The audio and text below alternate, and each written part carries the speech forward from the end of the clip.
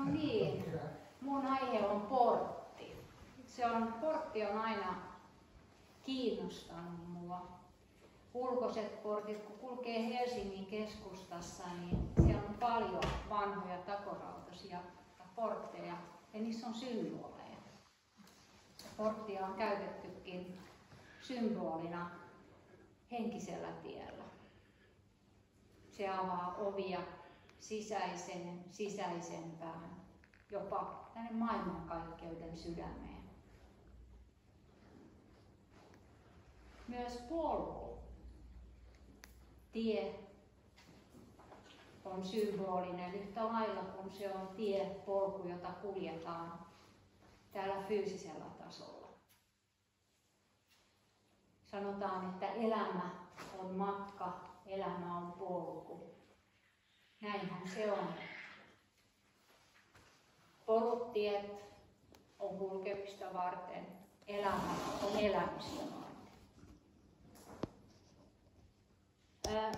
Bob Dylan kuuluisassa folk-kappaleessaan Blowing in the Wind esittää kysymyksen, kuinka monella tiellä ihmisen täytyy kulkea, jotta häntä voidaan kutsua ihmiseksi. Ajattelen, että jotta hän saavuttaisi inhimillisyytensä. Tämä on hyvä kysymys. Ikiaikainen viisaus antaa meille siihen kyllä vastauksen. Syntymästä syntymään, elämästä elämään. Meillä on monia teitä, jokaisen elämän aikana on monia teitä. Elämiä on monia, elämä on itsessään tie.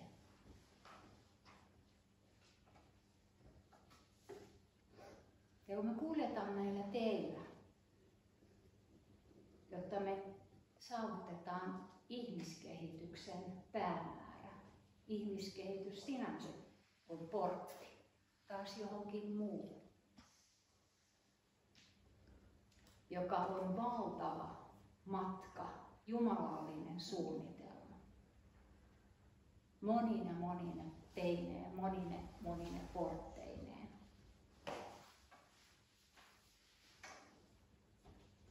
Kokemus on kehittymisen avain.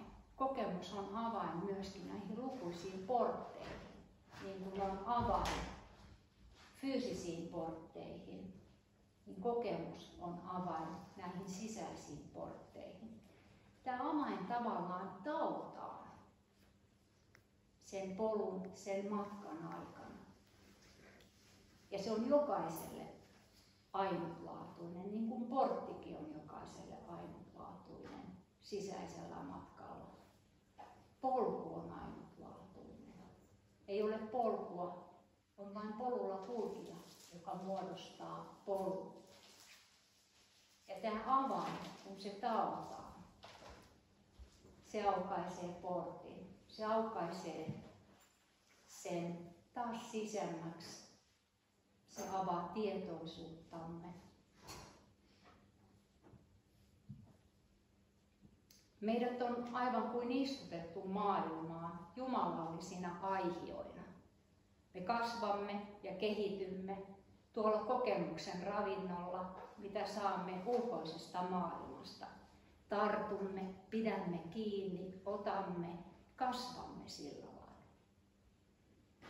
Eli kasvamme ottamalla. Muoto, minä kasvaa ottamalla. Se kuuluu jumalalliseen suunnitelmaan. Tämä on välttämätön kehityksen osa. Se on osa tiestä, jolla kehitetään sisäistä elämää. Aina edellinen vaihe on portti seuraavaan. Eli meidän ei tulisi koskaan unohtaa sitä, että kaikki, mikä tässä maallisessakin, niissä kohteissa on puoleensa vetävää, viehättävää. Se johtuu siitä, että jumalallinen läsnäolo on niissä. Ne ovat ohimeneviä muotoja, joissa jumalallinen elämä ilmentää itseään. Aikainviisauden teksteissä tätä vaihetta kutsutaan ulosmenon tieksi, pravrittimarkaksi. Siinä tietoisuus samaistuu yhä enemmän aineeseen. Mutta kuitenkin ennemmin tai myöhemmin tulee vaihe. Jokainen kulkija saapuu käännekohtaan, portille, joka avautuu paluun tielle. Tätä tietä kutsutaan nivrittimatkaksi. Tämä on itsetuntemisen tie, matka sisäänpäin. Eri traditioissa ja uskonnoissa tätä nimitetään taoksi, vihkimyksen poluksi, jaloksi 8-kertaiseksi poluksi, pyhyyden tieksi, ristin tieksi. Delfoin orakkelin sanoin, tunne itsesi, niin tulet tuntemaan koko maailmankaikkeuden. Tulet tuntemaan Jumalan.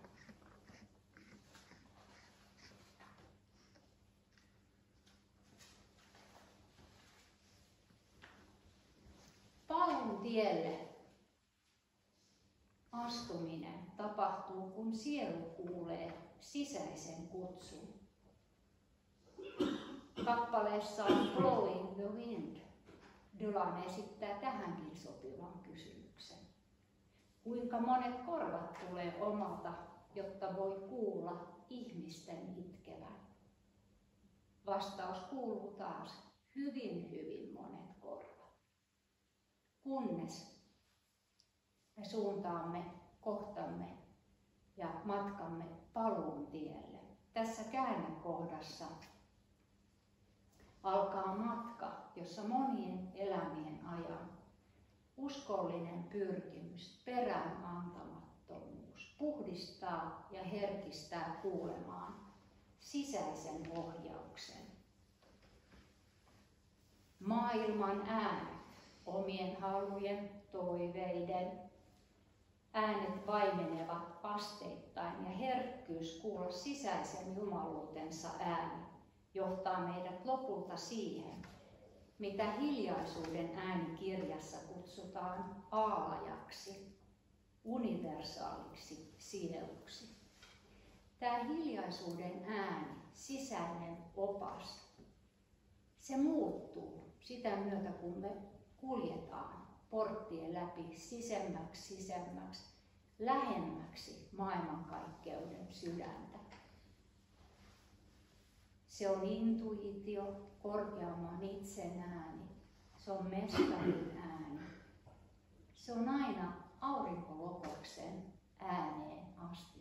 Me voidaan kuulla tämä hiljaisuuden ääni. Ja vielä sitäkin edemmäksi.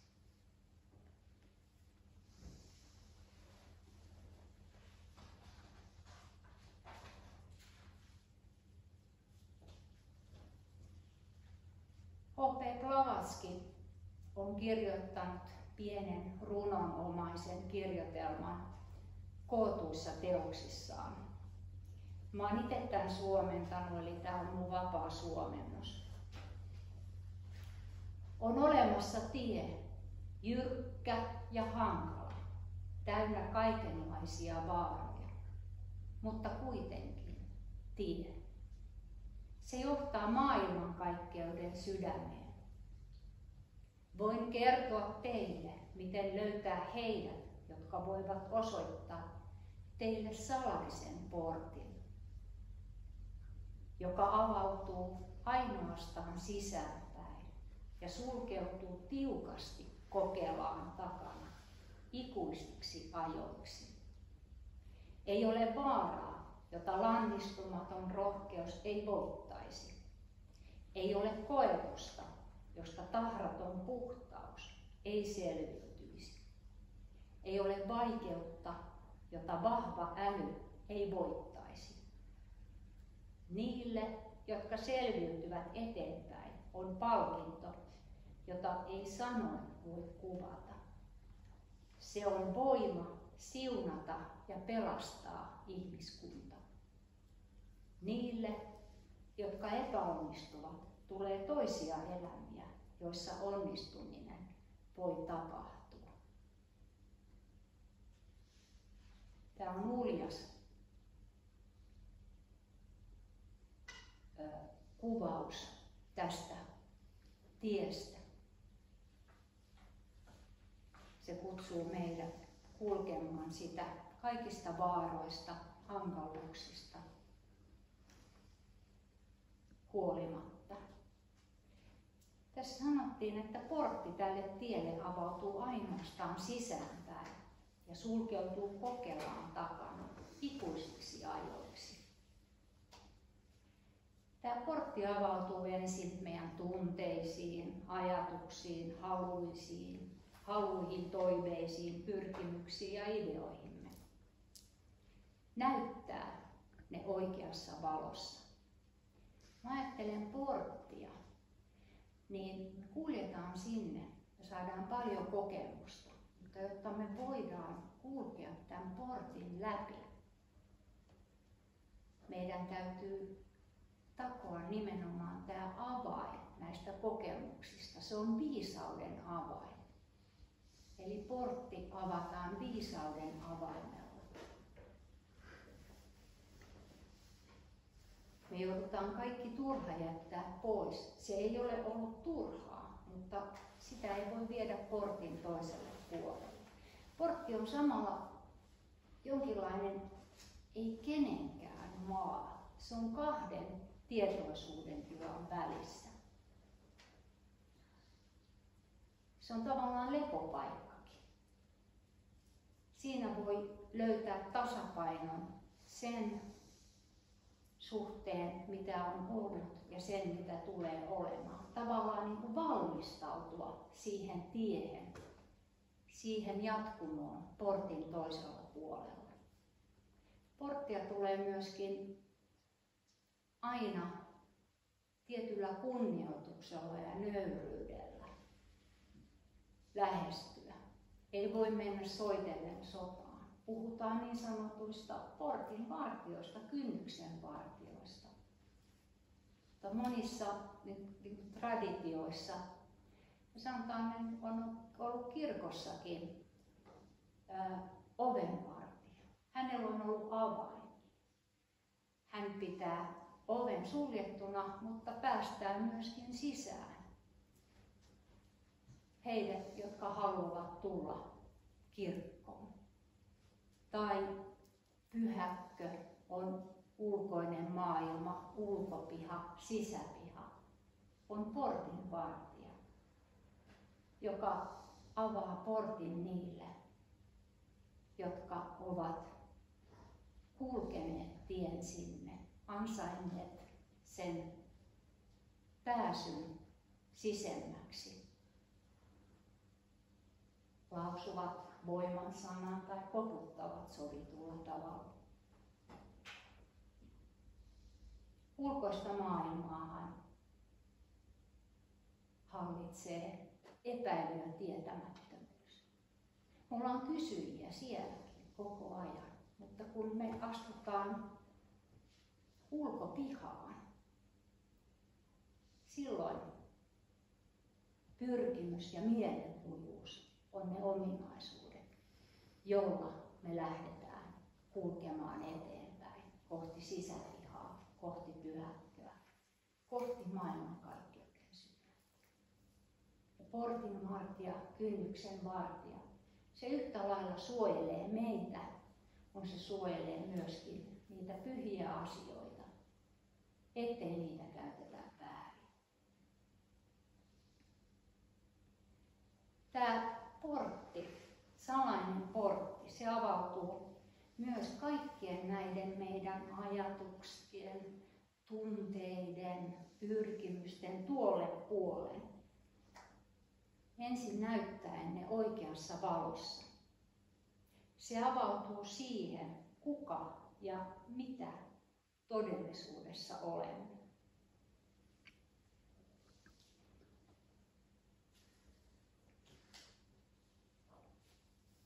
Tämä portti avautuu täysin uuteen tietoisuuden tilaan. ensimmäiseen kokemukseen sisäisestä itsestä. Se on laadultaan täysin poikkeava jokapäiväisen minän kokemuksista. Portti, joka johtaa kokemukseen sisäisestä itsestä, on salainen siitä syystä, että se pysyy tuntemattomana siihen asti, kunnes sen kokee. Meillä voi sitä ennen olla vain teorioita, karttoja, mutta karttahan ei koskaan kerro, millainen maasto tosiasiassa on. Puhumattakaan siitä, millainen kulkija taivaltaa maaston. Kautta aikain viisauden mestarit, viisaat ovat näyttäneet meille suunnan, mutta meidän täytyy itse kulkea se. Eli portti tiedosta omakohtaiseen kokemukseen. Portti sulkeutuu ikuisiksi ajoiksi. Mitä tämä tarkoittaa? Tämä tarkoittaa sitä, että kun kerran todellisuus, korkein, on koskettanut meitä, vaikka vain välähdyksen, portti sulkeutuu takanamme ainiaaksi. Koska olkoonpa edessämme miten haastava elämä, miten haastava tie tahansa, kaikki ne vaikeuksineen, emme voi koskaan unohtaa sitä tosiseikkaa, että syvällä sisässämme olemme juurtuneet ikuisuuteen. Emme voi palata pinnalliseen. Maria puhuu tässä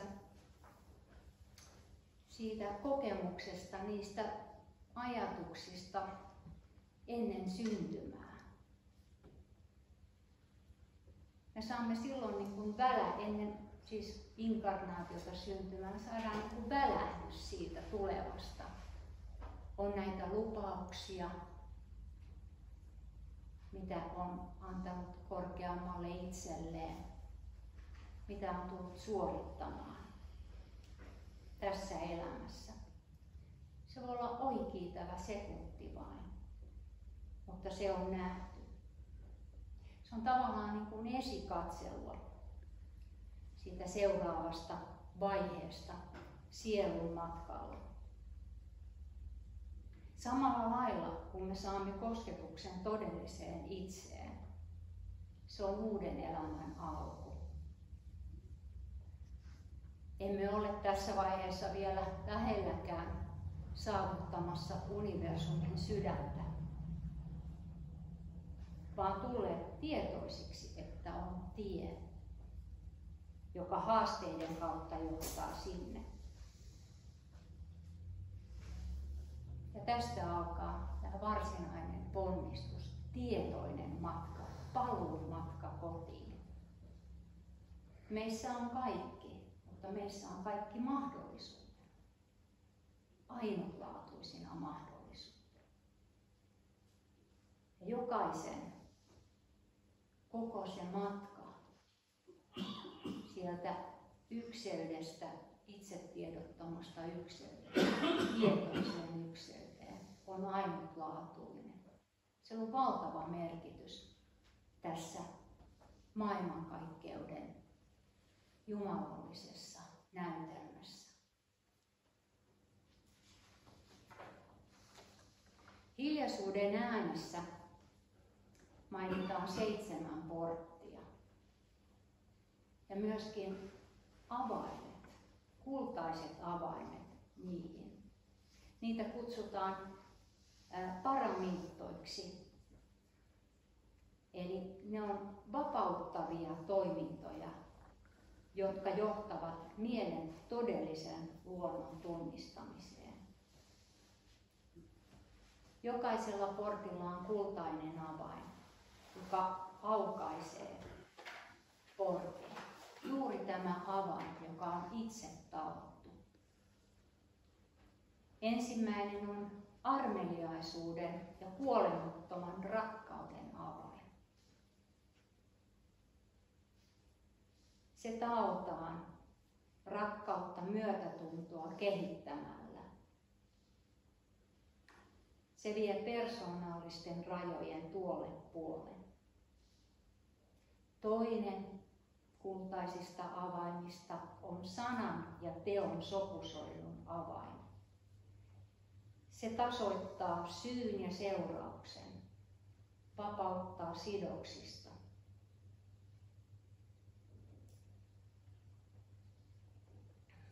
Kärsivällisyys on kolmas avain. Kaunis kärsivällisyys, jota mikään ei voi häiritä. Neljäs on kiintymättömyyden, himottomuuden avain. Se on oikeastaan pois oppimista kaikesta siitä, mitä me ollaan opittu, kun me ollaan laskeuduttu materiaan. Se on ollut tärkeä vaihe. Ja tärkeä vaihe on oppia pois siitä, ymmärtämällä se täysin. Kaikki luomakunnat on siinä mukana. Rohkeus on seuraava avain.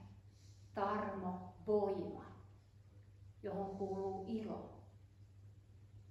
Aina ei ole helppoa, mutta jos on rohkeutta ja tarmoa, se vie meitä eteenpäin. Kuudentena mietiskely. Mietiskely voi ajatella myöskin himmentymätön henkinen havaintokyky. Sen kehittäminen. Viimeisenä tavallaan nämä 6 muodostaa 7. avaimen, eli viisauden, joka johtaa mielen todellisen luonnon oivallamiseen.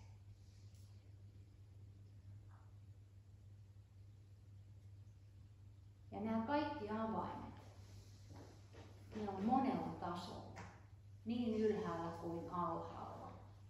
Aina korkeampi heijastuu alempaan. Tämä matka on pitkä, mutta sen voi kulkea tavallaan niin kuin ajatellen, että ensin tämän tason portit avaan, sitten seuraavan. Aina se hienostuu, se haaste. Aina taotaan avain.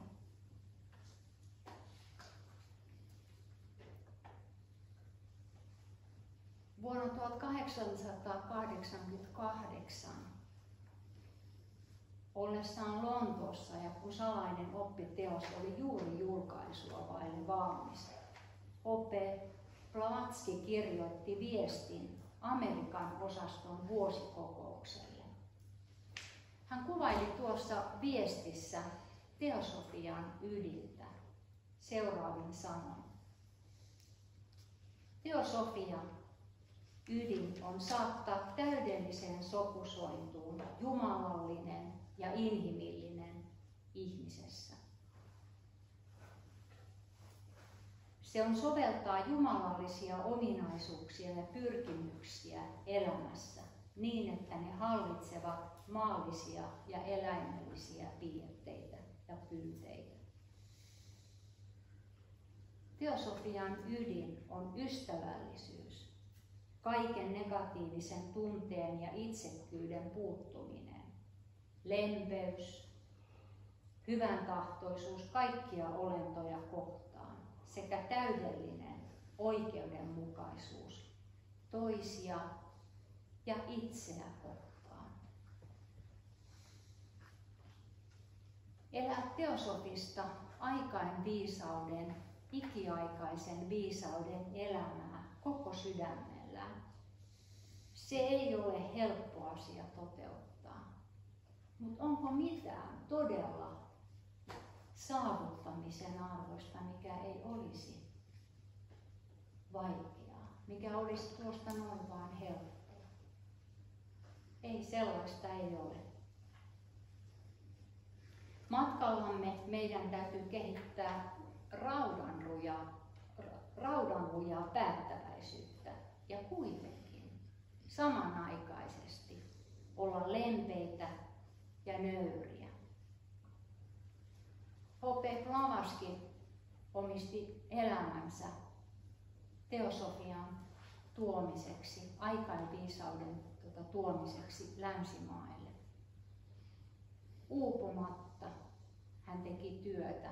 Hän laittoi itsensä täysin likoon. Sen vuoksi, että me saataisiin tänne tietoa, ymmärrystä, joka lopettaisi kärsimyksen. Me nähtiin eilen Pekka Ervastista dokumentti. Hän oli myöskin peräänantamaton. Yhtä lailla hän oli lempeä, rakastava. Hänelle tärkeää oli se ensimmäinen käsky, älä suutu. Ole kärsivällinen. Se on yksi näistä kultaisista avaimista. Hänen elämänsä ei ollut helppo, mutta hän oli antanut itsensä tälle suurelle tehtävälle koko ihmiskunnan hyväksi. Ja monia muita. Blavatsky kirjoittaa teosofian avain teoksessaan siinä loppupuolella seuraavanlaisesti. Hän toteaa, että sanokaa, olenko minä ihan väärässä, jos ajattelen, että jos teosofinen seura pysyy toiminnassa seuraavat 100 vuotta, maailma olisi paljon parempi, olisi kuin paratiisi verrattuna siihen, mitä se silloin 1890 oli. Maailma ei ole paratiisi, me tiedetään se, mutta paljon on tapahtunut. Kiitos Blavatskyn, kiitos Pekka Ervastin, kaikkien, jotka ovat pitäneet aikaan viisautta, ikiaikaista viisautta yllä, julistaneet sitä omalla elämällään. Sen takia mekin voidaan olla täällä. Tällä hetkellä maailmassa kokoontuu tuhansia ryhmiä miettimään näitä asioita ja yksilöitä. Ja kaikki tällaiset tilaisuudet tai yksilön herääminen, miettiminen, se on portti koko ihmiskunnalle korkeampaan tietoisuuteen, koska se antaa vaihtoehtoja hienommille tasoille. Pirjon avausrituaalissa me muodostettiin kääntymällä oikeaan suuntaan, kääntymällä kotiin päin, palvon tielle, Pyhä Graalin maali, johon jumalallinen elämä vuodattautuu. Ja se vuodattautuu siitä maaliasta ympäristöön. Se oli hieno vertaus. Eli jokainen voi olla portti toiselle kohti sisäistä omalla elämällään. Paljon meidän täytyy tehdä työtä. Itse olen tuossa vapaakatolisessa kirkossa. Meillä on siellä semmoinen rukous, että johdata meitä hyvyydelläsi kaikissa meidän teoissamme. Kaikissa teoissa, jotka me aloitamme, jatkamme tai lopetamme sinussa, niin että me voisimme kunnioittaa sinun pyhää nimeäsi. Kaikissa pienissä teoissa me voidaan ilmentää tätä korkeinta. Nirvanan vetovoima on valtava, koska se on päämäärä, autuus, mutta on urheilija sieluja, jotka pystyvät luopumaan tästä autuudesta, joka tietenkin tarkoittaa maailman ja ihmiskunnan unohtamista. He eivät pysty tekemään tätä päätöstä uudestaan ja uudestaan, luopua tästä autuuden tilasta siinä nirvaanan portilla, vaan he on harjoitelleet jokaisella askeleella luopumista. Ei itsellään pitämistä, vaan elämistä kaikessa, minkä he aloittaa, jatkaa tai lopettaa. Tässä pyhässä näytelmässä on opetelleet tekemään sen kaikkien puolesta. Tämä on bodhisattvan tila. Mutta tosiaan se aloitetaan ensimmäisestä askeleesta. Me voidaan jokainen olla se pyhä Marja, johon hänen rakkautensa vuodattautuu ja siitä muille.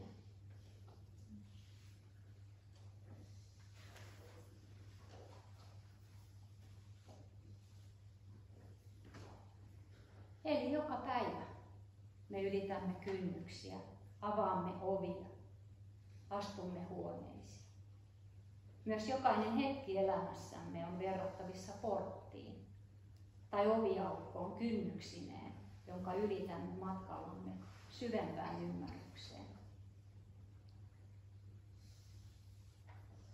Kynnysten ylittäminen ei tapahdu ainoastaan ajassa suoraviivaisesti, vaan se on ennemminkin heräämistä, tietoiseksi tulemista. Se on heräämistä elämän suomille mahdollisuuksille, totuudelle, kauneudelle, rakkaudelle. Se on elämän tapa, joka auttaa ja kantaa kaikkia. Mä voisin tämän alustuksen lopettaa todella koskettavaan kertomukseen.